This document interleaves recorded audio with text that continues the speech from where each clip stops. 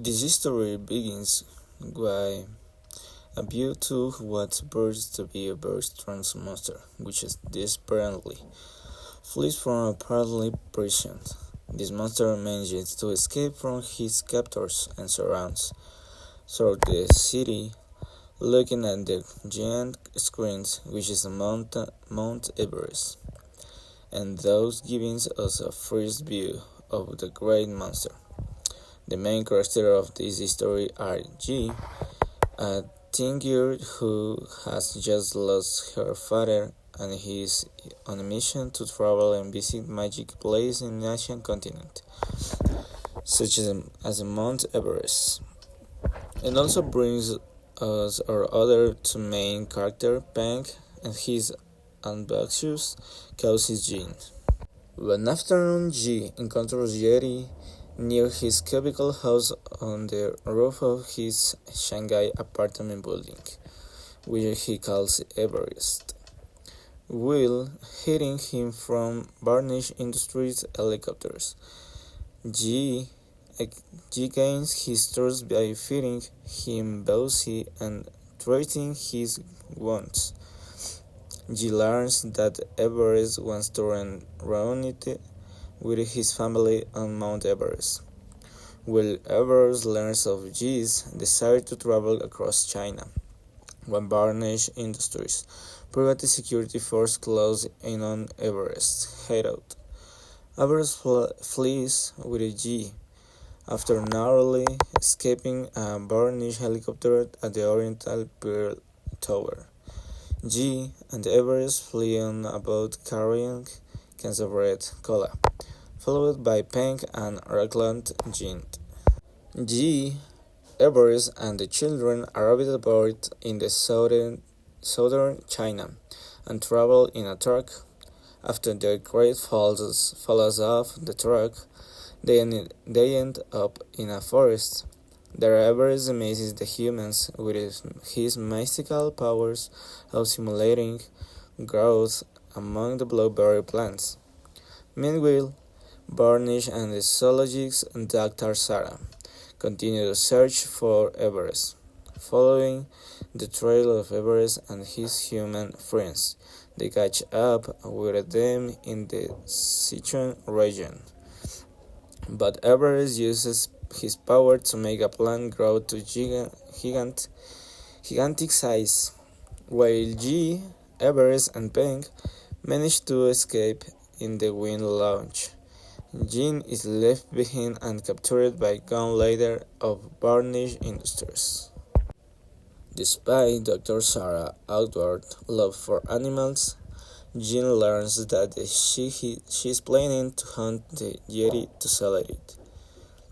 He also learns that the seemingly ruthless Mr. Varnish has a soft spot for animals, including Dr. Sarah's pet Gerbling. Meanwhile, G, Everest, and Peng arrived into the Gobi Desert, where they befriend several tortoises, who are grateful for the giant shot. Later they travel to a city on the bank of the Yellow River, where Varnish Industries corner them. Peng helps them escape by unleashing a yak stampede. With Jean's help, they escape across the Yellow River, a field of yellow flowers, which Everest causes to bloom to giant size. Continuing their journey, the human and Everest finally reach the Himalayas. While crossing a bridge, they are trapped on the both sides by the forces of Varnish Industries. However, Mr. Varnish experiences a change of heart after seeing Everest protecting the children, which causes him to experience a flashback to his first encounter with the Yeti, who was protecting his young.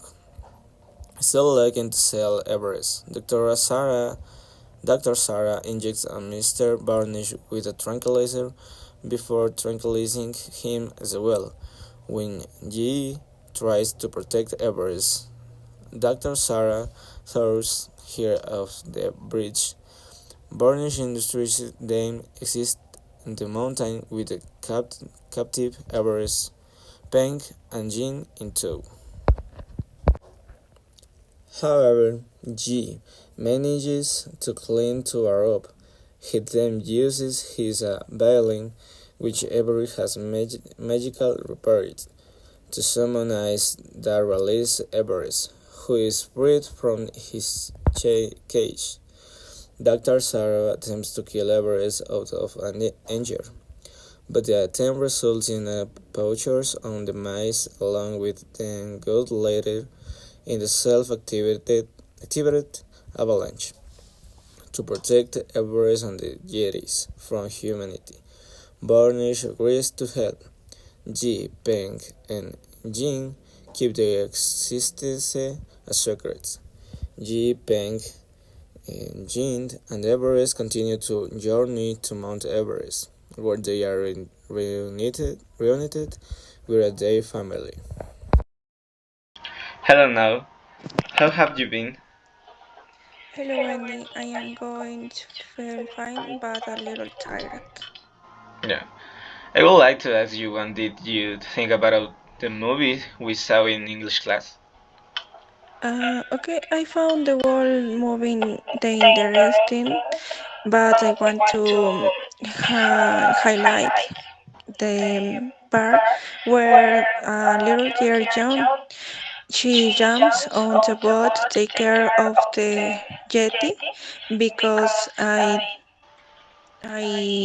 was very nice of her to take care of someone she doesn't know will had a good heart. And you? Uh, yes, you are very right. I was very impressed by the animation, which is super good.